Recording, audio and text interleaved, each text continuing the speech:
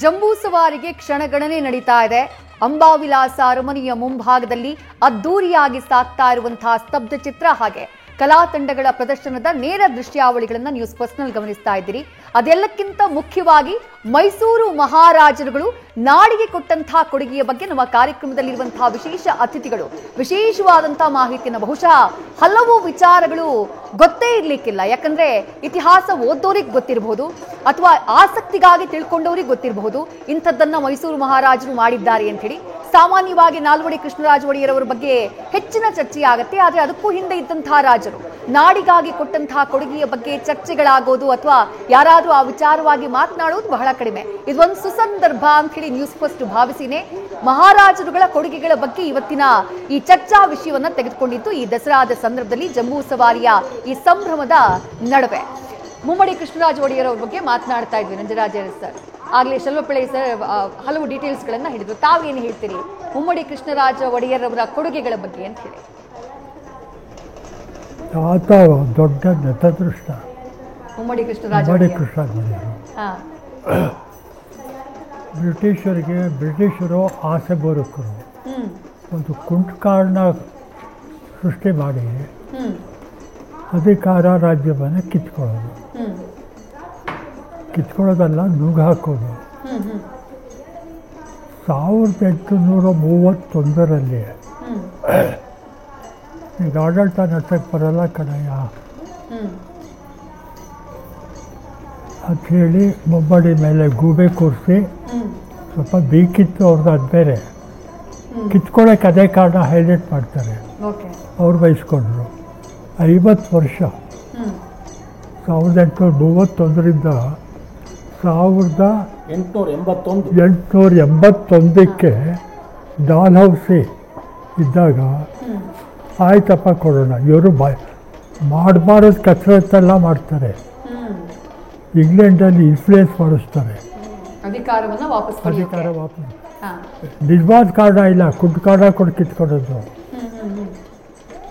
ಆಯಿತು ಕೊಡ್ತೀವಿ ಅಂತಾರೆ. ಬ್ರಿಟಿಷ್ ಸರ್ಕಾರದಲ್ಲಿ ಪಾಸಾಗುತ್ತೆ. ಆದ್ರೆ ನಿನಗೆ ಕೊಡೋಲ್ಲ. ಯಾಕೆ ಅಂದರೆ you are no more a king. ಈ ರಾಜನೇ ಅಲ್ಲ, ಕಿತ್ತಾಕ್ಬಿಟ್ವಿ ನಿಮ್ಮನ್ನು 1831 ನೀನು ರಿಟೈರ್ಡು. ಕೊಡೋಲ್ಲ. ನಿನ್ನ ನಂತರ ಬೇಕಾದ್ರೆ ನಿನ್ನ ದತ್ತು ಮಗು ಕೊಡ್ತೀನಿ. ಅವ್ರಿಗಿಬ್ಬರು ಗಂಡ್ಮಕ್ಳಿದ್ರು. 5ನೇ ಹೆಂಡತಿಗೊಬ್ಬಳು, 9ನೇ ಹೆಂಡತಿಗೂ 10ನೇ ಹೆಂಡತಿಗೂ ಒಬ್ಬಳು. ನಿನ್ನ ಮಕ್ಕಳು ಕೊಡೋಲ್ಲ, ದತ್ತು ಮಕ್ಕಳು ಕೊಡ್ತೀನಿ. ಏನೋ ಅವ್ರು ಹೇಳಿದ್ರೆ ಕೇಳಬೇಕಲ್ಲ. ಯಾಕಂದ್ರೆ ಇವರೆಲ್ಲ ನಾವೆಲ್ಲ ಗುಲಾಮ್ರೆ ಬ್ರಿಟಿಷರಿಗೆ. ಆಯಿತು ಅದು ಒಂದು. ಆಮೇಲೆ ಚಾಮುಂಡಿ ಬೆಟ್ಟಕ್ಕೆ ಅದು ಕರೀತಾ ಇದ್ದದ್ದು ಏನಂತ ಮಹಾಬಲ ಬೆಟ್ಟ.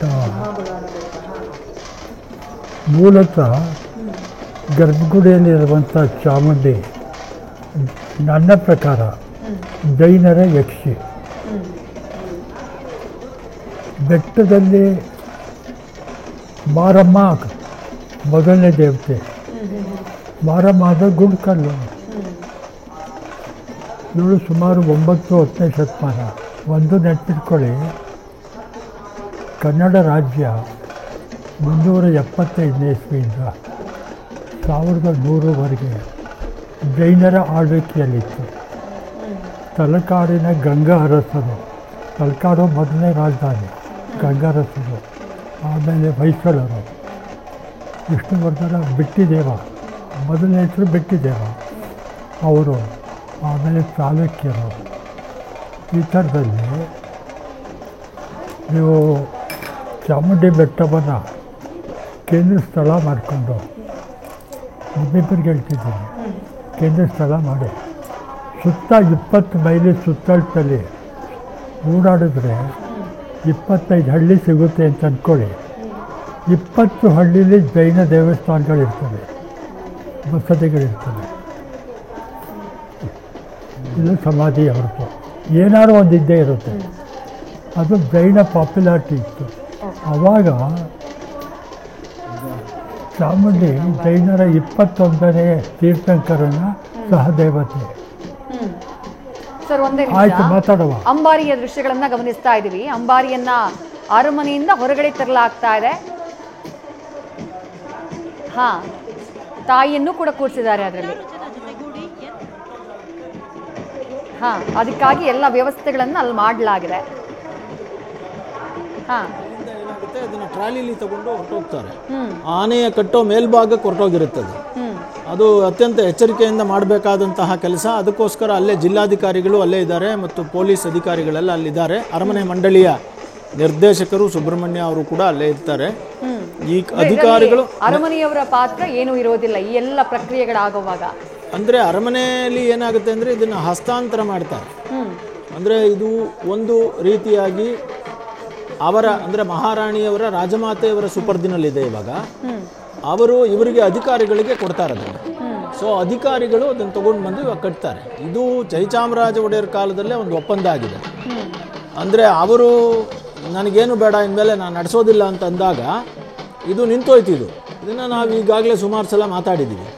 ಆದರೆ ಆವತ್ತಿನ ಮುಖ್ಯಮಂತ್ರಿಗಳಾಗಿದ್ದಂತಹ ದೇವರಾಜ ಅರಸರವರು ಮೈಸೂರು ಅರಮನೆಯ ಜನಗಳ ಜೊತೆಯಲ್ಲಿ ಮಾತಾಡಿ, ಅಂದರೆ ಶ್ರೀಕಂಠದತ್ತ ನರಸಿಂಹರಾಜ ಒಡೆಯರು ಇವ್ರ ಜೊತೆಲೆಲ್ಲ ಮಾತಾಡಿ, ಇಲ್ಲ ನೀವು ಇದನ್ನು ಉತ್ಸವಕ್ಕೆ ಕೊಡಬೇಕು ಅಂಬಾರಿನ, ನಾವು ನಿಮಗೆ ಮತ್ತೆ ಮರಳಿ ಕೊಡ್ತೀವಿ ಅನ್ನುವಂತಹ ಒಪ್ಪಂದವನ್ನು ಮಾಡಿಕೊಂಡಿದ್ದಾರೆ. ಅಲ್ಲಿಂದ ಇದು ಹಾಗೆ ನಡ್ಕೊಂಡು ಬರ್ತಾ ಇದೆ. ಹಾಗಾಗಿ ಅರಮನೆಯವರು ಅರಮನೆ ಮಂಡಳಿಗೆ, ಅರಮನೆ ಮಂಡಳಿ ಅನ್ನೋದು ಸರ್ಕಾರದ್ದು, ಅರಮನೆ ಅನ್ನೋದು ನಾವು ಮಾತಾಡ್ತಾ ಇರೋದು ಮಹಾರಾಣಿಯವರ ಕುಟುಂಬ, ರಾಜಮಾತೆಯವರ ಕುಟುಂಬ. ಆವಾಗ ಅವರಿಗೆ ಕೊಡ್ತಾರೆ, ಅಧಿಕಾರಿಗಳಿಗೆ ಕೊಡ್ತಾರೆ, ಮತ್ತೆ ಅದನ್ನು ಅದೇ ರೀತಿ ವಾಪಸ್ ಕೊಡಬೇಕು ಅನ್ನೋದು ನಿಯಮಗಳು. ಇದಕ್ಕೆ ಪ್ರತಿ ಸಲನೂ ಒಂದು ವಿಮೆ ಎಲ್ಲ ಆಗುತ್ತೆ. ಏನು ವಿಮೆ ಅಂತಂದ್ರೆ LIC ಅಸೆಂಬಲ್ಡ್ ರೀತಿಯೇ ಇರುತ್ತೆ ಸರ್. ಅದನ್ನ ಇದು ಅಸೆಂಬಲ್ಡ್ ಆಗೇ ಇರುತ್ತೆ. ಇದು ಅಂಬಾರಿ ಒಂದೇ ಇದರಲ್ಲಿ ಇರುತ್ತೆ. ಅದು ಅಸೆಂಬಲ್ಡ್, ಅದು ಒಂದೇ ಪೀಸ್. ಅದು ಅಂಬಾರಿ ಗೊಂಬೆ ತೊಟ್ಟಿಲಿ ಇಟ್ಟಿದಾರ. ಗೊಂಬೆ ತೊಟ್ಟಿಯಿಂದ ತಗೊಂಡ್ಬರ್ತಾ ಇದ್ದಾರೆ. ಹೌದು, ಗೊಂಬೆ ತೊಟ್ಟಿಯಿಂದ ತಗೊಂಡು ಬಂದು ನಿಜ ಬ್ಯಾಕ್ ಟಾಪ್ ಇದೆಯಲ್ಲ. ಹೌದು. ಅಲ್ಲಿಂದ ಇದು ಅಲಂಕಾರ ಮಾಡಿದ್ಮೇಲೆ ಆ ಟ್ರಾಲಿಲಿ ಮೂವ್ ಆಗ್ತಾ ಇರುತ್ತೆ. ಯಾಕೆಂದ್ರೆ ಇದನ್ನ ಭಾರವನ್ನ ಎತ್ಕೊಂಡು ಯಾರು ಹೋಗಕ್ಕಾಗೋದಿಲ್ಲ. ಹಾಗೆ ಎತ್ತಿದ್ರೂ ಕೂಡ ಅದು ಅಪಾಯನೇ. ಸೊ ಹಾಗಾಗಿ ಒಂದು ಟ್ರಾಲಿ ರೆಡಿ ಇರುತ್ತೆ. ದೇವಿಗೆ ಅಲಂಕಾರ ಆಗಿ ದೇವಿಗೆ ಒಂದು ಆರತಿ ಆಗಿದ ತಕ್ಷಣನೇ ಅಲ್ಲಿ ಅರಮನೆಯಲ್ಲೇ ಒಬ್ರು ಅರ್ಚಕರು ಇರ್ತಾರೆ, ಆನೆ ಸ್ವಾಮಿ ಅಂತ. ಅವರು ಪ್ರಹ್ಲಾದ್ ರಾವ್ ಅಂತಲ್ಲ, ನಮ್ಮ ಚಾನೆಲ್ ನಲ್ಲಿ ಕೂಡ ಬಹಳ ಸಲ ತೋರಿಸಿದ್ರು. ಅವರು ಅಲ್ಲಿ ನಿತ್ಯ ಪೂಜೆಗಳನ್ನು ಮಾಡೋದಕ್ಕೆ ಏರ್ಪಾಡಾಗಿರೋರು. ಅವರು ಅಲ್ಲಿ ಗೊಂಬೆ ತೊಟ್ಟಿನಲ್ಲಿ ಇರುವಂತಹ ಈ ಮಹಿಷಾಸುರ ಮರ್ದಿನಿ ದೇವಿಗೆ ಪ್ರತಿದಿನ ಪೂಜೆಗಳನ್ನು ಮಾಡ್ತಾ ಇರ್ತಾರೆ. ಸೊ ಈಗ ಅಲ್ಲಿಂದ ತಗೊಂಡು ಟ್ರಾಲಿಯಲ್ಲಿ ಅದನ್ನ ಹಾಗೇನೆ ಮುಂದುವರಿಸ್ಕೊಂಡು ಅಲ್ಲಿಗೆ ಬರ್ತಾರೆ. ಇಲ್ಲಿಗೆ ಕಟ್ಟೋ ಜಾಗಕ್ಕೆ ಆಚೆಗೆ ಬರುತ್ತೆ ಅರಮನೆ. ಅಲ್ಲಿ ಅದು ಟ್ರಾಲಿಯಲ್ಲಿ ಇರುತ್ತೆ. ಆನೆ ಕರೆಕ್ಟಾಗಿ ನಿಲ್ಲಿಸ್ತಾರೆ, ಕಟ್ತಾರೆ. ಅಂದ್ರೆ ಕಟ್ಟುವ ಪ್ರಕ್ರಿಯೆ ಆರಂಭ ಆಗ್ತಾ ಇದೆ ಇವಾಗ. ತಾಯಿ ಚಾಮುಂಡೇಶ್ವರಿಯ ಉತ್ಸವ ಮೂರ್ತಿ ಕೂಡ ಅದರಲ್ಲಿ ಇಡ್ಲಾಗಿದೆ. ಈಗಾಗಲೇ ದೃಶ್ಯದಲ್ಲಿ ಗಮನಿಸ್ತಾ ಇದ್ದೀರಿ. ಎಲ್ಲರೂ ಕೂಡ ಕಾಯ್ತಾ ಇರುವಂತಹ ಕ್ಷಣ ಹತ್ತಿರವಾಗ್ತಾ ಇದೆ. ಈ ಜಂಬೂ ಸವಾರಿಯನ್ನ ವೀಕ್ಷಣೆ ಮಾಡಬೇಕು. ಅಂಬಾರಿಯ ಮೇಲೆ, ಆನೆಯ ಮೇಲೆ ಅಂಬಾರಿ, ಅಂಬಾರಿಯಲ್ಲಿರುವಂತಹ ತಾಯಿ ಚಾಮುಂಡಿ, ಆಕೆಯನ್ನ ಕಣ್ತುಂಬಿಕೊಳ್ಬೇಕು ಅಂತ ಹೇಳಿನೇ ರಾಜ್ಯದ ಮೂಲೆ ಮೂಲೆಗಳಿಂದ ಅಲ್ಲ, ಹೊರ ರಾಜ್ಯಗಳಿಂದಷ್ಟೇ ಅಲ್ಲ, ಹೊರ ದೇಶಗಳಿಂದಾನು ಈ ಜಂಬೂ ಸವಾರಿ ವೀಕ್ಷಣೆಗಾಗಿ ಜನ ಬರ್ತಾರೆ. ಸೇರಿರುವಂತಹ ಜನಸ್ತೋಮವನ್ನ ಗಮನಿಸ್ತಾ ಇದ್ದೀರಿ. ಎಷ್ಟು ಸಂಖ್ಯೆಯಲ್ಲಿ ಜನ ಸೇರಿದ್ದಾರೆ ಅಂತ ನೋಡ್ತಾ ಇದ್ದೀರಿ. ಅರಮನೆಯ ಅಷ್ಟೂ ಭಾಗ, ಎಲ್ಲ ಭಾಗಗಳಲ್ಲೂ ಜನ ಈ ರೀತಿಯಾಗಿ ಕಿಕ್ಕಿರಿದು ಸೇರಿದ್ದಾರೆ. ಇದು ಅರಮನೆಯ ಒಳಭಾಗದಲ್ಲಿ ನೀವು ನೋಡ್ತಾ ಇರುವಂತಹ ದೃಶ್ಯ. ಅರಮನೆಯ ಹೊರಗೂ ಕೂಡ ಅಷ್ಟೇ ಸಂಖ್ಯೆಯಲ್ಲಿ ಜನ ಇರುತ್ತೆ. ಕಲಾ ತಂಡಗಳ ಪ್ರದರ್ಶನ ಒಂದು ಕಡೆ ಆಗ್ತಾ ಇದೆ, ಮತ್ತೊಂದು ಕಡೆಗೆ ಅಂಬಾರಿಯನ್ನ ಆನೆಯ ಮೇಲೆ ಕಟ್ಟುವಂತಹ ಪ್ರಕ್ರಿಯೆಗೆ ಚಾಲನೆ ಸಿಗ್ತಾ ಇದೆ. ಅದರ ನೇರ ದೃಶ್ಯಾವಳಿಗಳನ್ನು ನೋಡ್ತಾ ಇದ್ದೀವಿ. ಇಲ್ಲಿ ಸ್ವಲ್ಪ ಗೊಂದಲಗಳು ಉಂಟಾಗಿದ್ರಿಂದ, ಅಂದ್ರೆ ಕಟ್ಟುವ ಜಾಗಗಳಲ್ಲಿ ಗೊಂದಲ ಉಂಟಾಗಿದ್ರಿಂದ ಮುಹೂರ್ತ ಲೇಟ್ ಆಗೋಯ್ತು. ಹೌದು, ಆಗ್ಲೇ ಇಲ್ಲ, ಕಳೆದ ಬಾರಿ ಲೇಟ್ ಆಗ್ಬಿಡ್ತು. ಅದಕ್ಕೋಸ್ಕರ ಅವ್ರೇನ್ ಮಾಡ್ತಾ ಇದ್ದಾರೆ, ಆಗ 45 ನಿಮಿಷದ ಮುಂಚೆ ರೆಡಿ ಇರಬೇಕು ಅನ್ನೋದು ಒಂದು ಸರಿ, ಆದ್ರೆ ಲೇಟ್ ಆಗ್ಬಿಡ್ತಲ್ಲ, ಆಗ ಮುಹೂರ್ತವೇ ಹೊರಟೋಗುತ್ತೆ. ಸೊ ಮುಹೂರ್ತ ಮುಂದಕ್ಕೆ ಹೋದ್ರೆ ಏನಾಗುತ್ತೆ ಅಂತಂದ್ರೆ, ಮೊದಲನೇದಾಗಿ ನಾವು ಯಾವುದೋ ಒಂದು ಸಂಕಲ್ಪ ಮಾಡಿರ್ತೀವಲ್ಲ, ಆ ಸಂಕಲ್ಪಕ್ಕೆ ಸರಿಯಾಗಿ ನಡ್ಕೊಳ್ಳಿಲ್ಲ ಅಂತ ಆಗ್ಬಿಡ್ತದೆ. ಇನ್ನು ನೆಕ್ಸ್ಟ್ ಬೇರೆ ಪರಿಣಾಮಗಳನ್ನು ನಾವು ಯೋಚನೆ ಮಾಡಬೇಕಾಗ್ತದೆ. ಮತ್ತು ಅಂಬಾರಿ ಆ ವಿಜಯದಶಮಿ ಬನ್ನಿ ಮಂಟಪಕ್ಕೆ ತಲುಪೋದು ಲೇಟ್ ಆಗ್ಬಿಡುತ್ತೆ. ಯಾವಾಗ ಇದು ಲೇಟ್ ಆಗುತ್ತೋ ನೆಕ್ಸ್ಟ್ ಟಾರ್ಚ್ ಲೈಟ್ ಪೆರೇಡ್ ಇರುತ್ತೆ, ಅಲ್ಲಿ ಗವರ್ನರ್ ಪ್ರೋಗ್ರಾಮ್ ಇರುತ್ತೆ. 7 ಗಂಟೆಗೆ ಸರಿಯಾಗಿ ಟಾರ್ಚ್ ಲೈಟ್ ಪೆರೇಡ್ ಗೌರವ ರಕ್ಷೆ ಆರಂಭ ಅಂತ ಹಾಕಿರ್ತಾರೆ, ಅಲ್ಲಿ ಲೇಟ್ ಆಗ್ಬಿಡುತ್ತೆ. ಸೊ ಒಂದು ರೀತಿಯಲ್ಲಿ ಇಲ್ಲಿ ತಡವಾಗೋದು ಕೇವಲ ಮುಹೂರ್ತ, ಅದರಿಂದ ಆಗೋ ಪರಿಣಾಮಗಳು ಅದು ಬೇರೆ ವಿಷಯ, ಲೌಕಿಕವಾಗಿಯೂ ಡಿಲೇ ಆಗ್ಬಿಡುತ್ತೆ. ಸೊ ಹಾಗಾಗಿ ಕಟ್ಟುವ ಪ್ರಕ್ರಿಯೆಯನ್ನ ಸರಿಯಾದ ರೀತಿಯಲ್ಲಿ ಮಾಡಿದಾಗ ಮಾತ್ರನೇ ಈ ಯಶಸ್ವಿ ಆಗುತ್ತೆ ಅಂಬಾರಿ.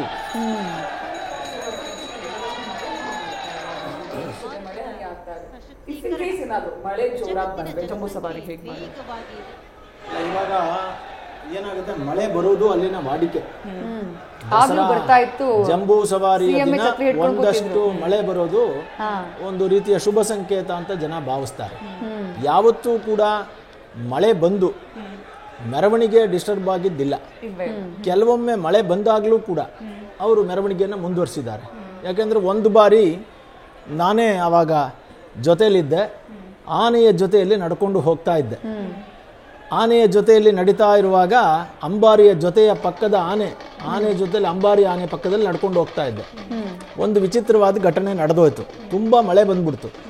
ಮಳೆ ಬಂದಿದ್ದರಿಂದಾಗಿ ಅಲ್ಲಲ್ಲಿ ಎಲೆಕ್ಟ್ರಿಕ್ ಶಾಕ್ಗಳು ನೆಲದಲ್ಲಿ ಒಡೆಯೋದಕ್ಕೆ ಆರಂಭವಾಯಿತು. ಬಿಕಾಸ್ ದೀಪಾಲಂಕರಣಗಳು ಮಾಡಿರ್ತಾರೆ. ಆಗ ನಾನು ಹೇಳ್ತಾ ಇರೋದು ಸುಮಾರು ಒಂದು 10-15 ವರ್ಷದ ಹಿಂದೆ. ಇನ್ನೂ ಟೆಕ್ನಾಲಜಿ ಬೇರೆ ಥರ ಇತ್ತು, LED ಇರಲಿಲ್ಲ. ಆವಾಗ ಏನಾಯಿತು, ನೆಲದಲ್ಲಿ ಕರೆಂಟ್ ಹೊಡಿತಾ ಇತ್ತು. ಈ ಚಪ್ಪಲಿ ಹಾಕಿದವ್ರಿಗೆ ಅದರ ಅನುಭವ ಆಗ್ತಾ ಇರಲಿಲ್ಲ, ಆದರೆ ಕುದುರೆಗಳು ಮತ್ತು ಆನೆಗಳಿಗೆ ಅದರ ಅನುಭವ ಆಯಿತು. ಕುದುರೆಗಳು ಒಂದು ಸ್ಪಾಟಿಗೆ ಬಂದಿದ ತಕ್ಷಣ ಒಂದು ಕ್ಷಣದಲ್ಲಿ ನೆಗೆದಾಡ್ಬಿಟ್ವು. ಹಿಂಗೆ ಅರ್ಥ ಆಗ್ತಾ ಇಲ್ಲ ಏನಾಗ್ತಾ ಇದೆ ಅಂತ, ಆದರೆ ಅವಕ್ಕೆ ಲೈಟ್ ಶಾಕ್ ಹೊಡಿತಾ ಇದೆ ಅಲ್ಲಿ ಆ ಮಳೆಯಿಂದಾಗಿ. ಅದೇ ಥರ ಆನೆಗೆ ಏನಾದರೂ ಆಗ್ಬೋದು ಅಂತ ಯೋಚನೆ ಮಾಡಿದ್ರು. ಬಟ್ ಆನೆ ಅದನ್ನು ದಾಟ್ಬಿಡ್ತು. ಸ್ವಲ್ಪ ಮಾತ್ರ ವಿಚಲಿತ ಆಯ್ತದು, ಅಂದರೆ ಒಂದು ಕ್ಷಣದಷ್ಟು ಹಾಗೆ ಹೀಗೆ ಆಯಿತು. ಬಟ್ ಅದಕ್ಕೆ ಅಂತ ಇದಾಗಲಿಲ್ಲ. ಆಮೇಲೆ ಅವ್ರಿಗೆ ಕರೆ ಮಾಡಿದ್ರು, ಅದನ್ನೆಲ್ಲ ತೆಗೆದುಹಾಕ್ಬಿಟ್ರು ಎಲೆಕ್ಟ್ರಿಕ್. ಹೀಗೆ ಮಳೆ ಬಂದಾಗ ಈ ಸಣ್ಣ ಪುಟ್ಟ ವಿಚಾರಗಳು ಬಿಟ್ಟರೆ ಮಳೆ ಬರ್ತಾ ಇದ್ರೂ ಮುಂದುವರಿತಾರೆ. ಒಂದು ಸಲ ಮೆರವಣಿಗೆ ಆರಂಭವಾಗ್ಬಿಟ್ರೆ ಮಳೆಯ ಬಗ್ಗೆ ತಲೆ ಕೆಡಿಸ್ಕೊಳ್ಳೋದಿಲ್ಲ, ಬಿಸಿಲು ಬಗ್ಗೆ ತಲೆ ಕೆಡಿಸ್ಕೊಳ್ಳಲ್ಲ, ಎಲ್ಲರೂ ಹೋಗ್ತಾ ಇರ್ತಾರೆ. ಗಮನಿಸ್ತಾ ಇದ್ದೀರಿ ದೃಶ್ಯಗಳಲ್ಲಿ ಅಂಬಾರಿಯನ್ನ ಹೊರಗಡೆ ತೆಗೆದುಕೊಂಡು ಬರಲಾಗ್ತಾ ಇದೆ. ಟ್ರಾಲಿಯ ಮೂಲಕ ಎಷ್ಟು ಜಾಗರೂಕತೆಯಿಂದ ತರಲಾಗ್ತಾ ಇದೆ ಅನ್ನೋದನ್ನು ನೋಡ್ತಾ ಇದ್ದೀರಿ. ಸಾಕಷ್ಟು ಸಂಖ್ಯೆಯಲ್ಲಿ ಅಲ್ಲಿ ಅಧಿಕಾರಿಗಳಿದ್ದಾರೆ, ಜೊತೆಗೆ ಸಿಬ್ಬಂದಿ ಇದ್ದಾರೆ. ತಾಯಿ ಚಾಮುಂಡೇಶ್ವರಿಯ ಉತ್ಸವ ಮೂರ್ತಿ ಚಿನ್ನದ ಅಂಬಾರಿಯಲ್ಲಿ ರಾರಾಜಿಸುತ್ತಿದ್ದಾಳೆ. ಆ ದೃಶ್ಯವನ್ನ ಗಮನಿಸ್ತಾ ಇದ್ದೀರಿ. ಕೆಲವೇ ಕ್ಷಣದಲ್ಲಿ ಅಂಬಾರಿಯನ್ನ ಕಟ್ಟುವಂತಹ ಕಾರ್ಯ ಆರಂಭ ಆಗುತ್ತೆ. ಅಭಿಮನ್ಯು ಅದಕ್ಕೆ ಸಿದ್ಧನಾಗಿ ಈಗಾಗಲೇ ಅರಮನೆಯ ಪಕ್ಕದಲ್ಲೇ ಬಂದು ಆ ಅಂಬಾರಿ ಕಟ್ಟುವಂತಹ ಜಾಗ ಏನಿದೆ ಅಲ್ಲಿ ಬಂದು ಆತ ಸಿದ್ಧನಾಗಿ ನಿಂತಿದ್ದಾನೆ. ಸರ್ ಹೇಳಿ. ಈ ಸಲ ತುಂಬಾ ವಿಶೇಷವಾಗಿ ನಮ್ಮ ಚಾನೆಲ್ನಲ್ಲಿ ತೋರಿಸ್ತಾ ಇರೋದೇನನ್ನ ಅಂತ ಕೇಳಿದ್ರೆ, ದೇವಿಗೆ ಅಲಂಕರಣ ಮಾಡಿರುವಂತಹ ಹೂವಿನ ಹಾರದಲ್ಲಿ ಸಿಂಹದ ಮುಖವನ್ನು ತೋರಿಸಲಾಗಿದೆ. ಅದು ವಿಶೇಷವಾದ. ಪ್ರತಿ ಸಲಾನೂ ಒಂದೊಂದು ರೀತಿಯ ಹೂವಿನ ಅಲಂಕರಣಗಳಾಗ್ತಾ ಇರ್ತದೆ. ಈ ಬಾರಿಯ ಅಲಂಕರಣದಲ್ಲಿ ಅಲ್ಲಿನ ನೋಡ್ತಾ ಇದ್ದಾಗ ಚಾಮುಂಡಿಯ ಮಾಲೆಗಳಲ್ಲಿ ಸಿಂಹದ ಒಂದು ಮಧ್ಯದ ಅಲಂಕರಣ ಕಾಣ್ತಾ ಇದೆ. ತುಂಬ ಚೆನ್ನಾಗಿ ಕಾಣ್ತಾ ಇದೆ. ಹಾಗಾಗಿ ಎಲ್ಲ ವೀಕ್ಷಕರು ಅದನ್ನು ನೋಡಿ ಆನಂದ ಪಡಲಿ ಅಂತ ಅನ್ನಿಸ್ತು. ನಿಮ್ಮ 3 ಜನಕ್ಕೂ ಸೇರೋ ಪ್ರಶ್ನೆ ಕೇಳ್ತೀನಿ. ಈಗ ಚಾಮುಂಡಿ ತಾಯಿ, ಅಮ್ಮ, ದೇವಿ ಎಲ್ಲ ಮಾತಾಡ್ತಾ ಹೇಳಿದ್ರು. ಎಷ್ಟೊತ್ತಿರುವುದು ದೇವಿ? ಎಷ್ಟು ಹೊತ್ತಿನವರೆಗೆ ಇವಳು ದೇವಿ? ಎಷ್ಟು ಸಮಯದ ಇವ್ರು ಹೇಳಬೇಕು ಸಾಹೇಬ್ರು ಫಸ್ಟು, ಇಲ್ಲ ನೀವಿಬ್ರು ಹೇಳಿ. ಇದ್ರದ್ದು ಒಂದು ವಿಶಿಷ್ಟವಾದ ಇತಿಹಾಸವನ್ನು ನಿಮ್ಗೆ ಹೇಳ್ಬೇಕು. ಈ ಚಾಮುಂಡಿ ತಾಯಿ ಇದ್ದಾಳಲ್ಲ, ಈ ಮೆರವಣಿಗೆಯಲ್ಲಿ ಬರುವಂತಹ ತಾಯಿ, ಇದನ್ನ ಉತ್ಸವಕ್ಕಾಗಿಯೇ ಮಾಡಿಸಿದಂತಹ ಒಂದು ವಿಗ್ರಹ. 1990ರಲ್ಲಿ ಇದನ್ನ ಮಾಡಿಸಿರೋದು. ಇದಕ್ಕೆ ಮುಂಚೆ ಒಂದು ಚಾಮುಂಡಿ ಇತ್ತು. ಹೇಳ್ತೀನಿ, ಒಂದೇ ನಿಮಿಷ, ಅದನ್ನು ಹೇಳ್ತೀನಿ. ಇಲ್ಲ, ಅದನ್ನೇ ಹೇಳ್ತೀನಿ. ಅದನ್ನ ಹೇಳಕ್ ಹೊರಟೆ ನಾನು. 1990ರಲ್ಲಿ ಇದನ್ನ ಹೊಯ್ಸಳ ರೀತಿಯಲ್ಲಿ ಮಾಡಲಾಯಿತು. ಅದಕ್ಕೊಂದು ದೊಡ್ಡ ಇತಿಹಾಸ ಇದೆ. ಈ ಮಧ್ಯದಲ್ಲಿ ಏನಾಗೋಯ್ತು ಅಂತ ಕೇಳಿದ್ರೆ, ಏನೋ ಕಲಶದಲ್ಲೇನೋ ಅದನ್ನ ಆ ರೂಮಿಂದ ಹೊರಗಡೆ ತೆಗೆದುಕೊಂಡು ಬರ್ಬೇಕಾದ್ರೆ ಅದನ್ನ ಫಿಕ್ಸ್ ಮಾಡ್ತಾ ಇದ್ದಾರೆ. ಇವಾಗ ಫಿಕ್ಸ್ ಮಾಡ್ತಿದ್ದಾರೆ, ಹೊರಗಡೆ ತಗೊಂಡ್ ಬಂದು ಕಳಸ ಫಿಕ್ಸ್ ಮಾಡ್ತಿದ್ದಾರೆ. ಅದು ಆಗ್ಲೇ ಇರ್ಲಿಲ್ಲ. ಸಾಮಾನ್ಯವಾಗಿ ಪಂಚಕಳಶ ಇಷ್ಟೇ ಕಣಮ್ಮ. ಇಲ್ಲಿಂದ ಬನ್ನಿ ಮಂಟಪಕ್ಕೆ ಹೋಗ್ತಾರೆ. ಹಾ. ಫುಟ್ಪಾತಲ್ಲಿ ನಿಂತಿರೋ ಜನ ಎದ್ದು ನಿಂತ್ಕೊಂಡು ಸೊಂಟ ಬಾಸಿ ಕೈ ಮುಗಿತಾರೆ ದೇವಿ ಅಮ್ಮ ಅಂತ. ಅದು ಸ್ವಲ್ಪ ಹಳ್ಳಿ ವಾತಾವರಣ ಇರುವಂಥವ್ರು ಅಂದ್ಬಿಟ್ರಂತೂ ಬಹಳ ಭಕ್ತಿಯಿಂದ ಕೈ ಮುಗಿತಾರೆ. ಅಡ್ಬಿದ್ದು ಬಿಡ್ತಾರೆ, ಅಡ್ಬಿದ್ದು ನಮಸ್ಕಾರ ಮಾಡ್ತಾರೆ. ಆದರೆ ಈ ದೇವಿ 1999 ಇದು ಬಂತು ಅಂತ ಹೇಳಿದೆ ನಾನು.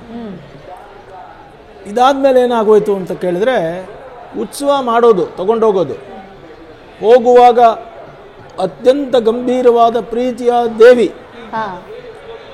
ನಮ್ಮ ಅರಸು ಸರ್ ಬೈಯೋರು ಯಾವಾಗಲೂ, ನಾನು ಬೈಯೋದಕ್ಕೆ ಇಷ್ಟಪಡಲ್ಲ. ಹಾಗೆ ಅಲ್ಲಿಂದ ಬರುವಾಗಲ್ಲ